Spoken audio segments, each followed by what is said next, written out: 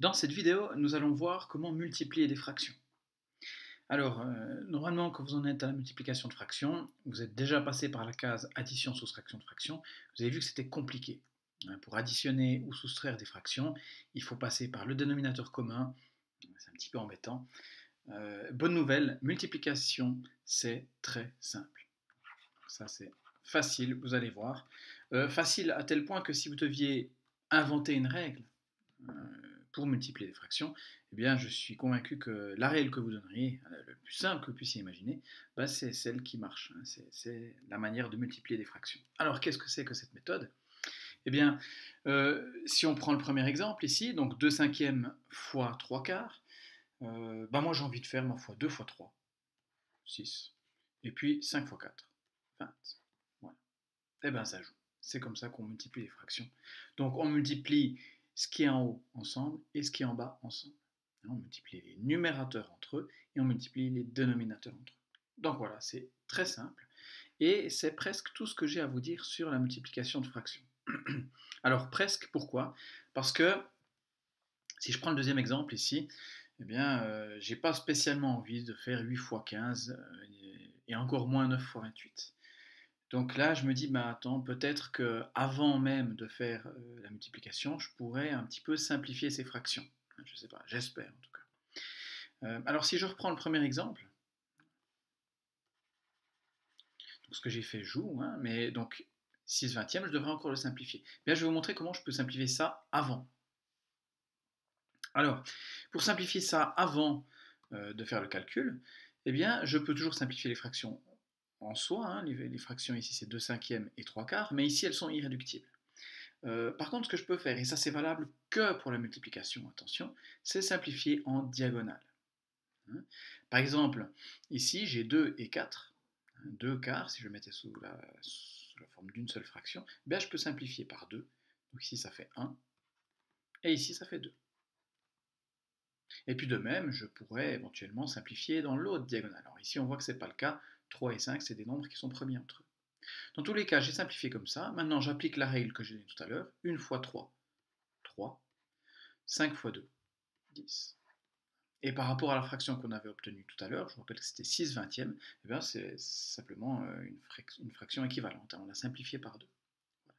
L'avantage, si vous faites bien les simplifications avant, alors verticalement bien sûr, ça on peut toujours le faire, et puisque c'est une multiplication en diagonale, eh bien l'avantage c'est que votre fraction, la fraction que vous obtenez ici, elle est irréductible directement. Alors des fois c'est pas le cas, c'est qu'on a oublié, on aurait pu simplifier davantage avant. On peut le faire après coup, c'est pas un souci non plus.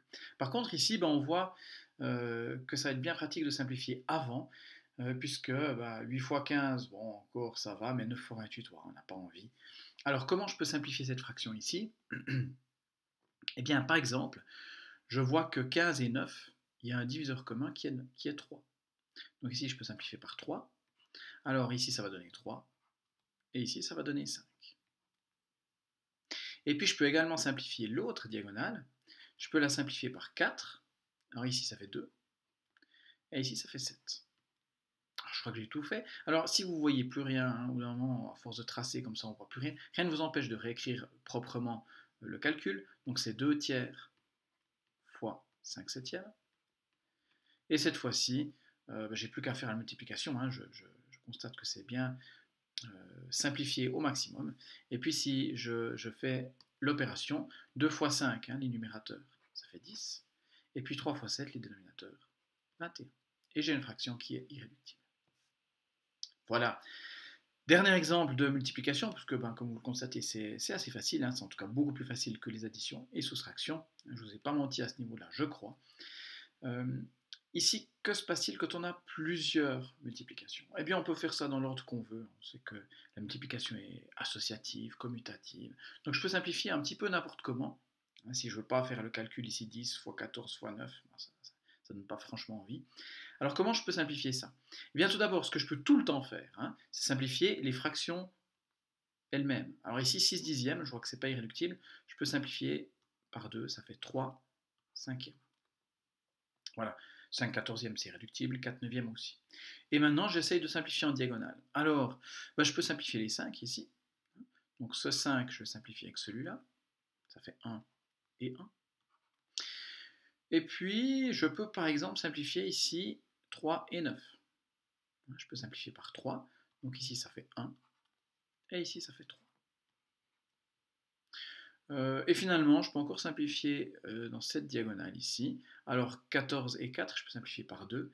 Ici, ça donne 2. Et ici, ça donne 7.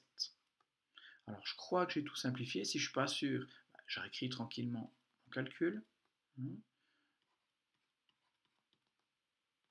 Et vous voyez que le calcul, une fois simplifié, est très simple. 1 fois 1 fois 2, ça fait 2.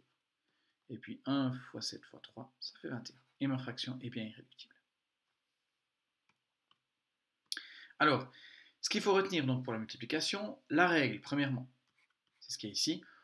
Pour multiplier des fractions, on multiplie les numérateurs entre eux et on multiplie les dénominateurs entre eux.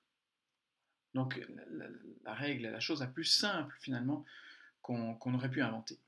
Sous forme littérale, ça veut dire quoi? C'est-à-dire que si je fais A sur B fois C sur D, ben ça fait au numérateur A fois C et au dénominateur B fois D. Et puis l'astuce qui vous évitera bien des calculs, c'est de simplifier avant de faire le calcul en diagonale. Mais attention, ça c'est seulement valable pour la multiplication. Il ne faut surtout pas commencer à faire des choses comme ça pour des additions, des soustractions ou des divisions qu'on va voir ensuite.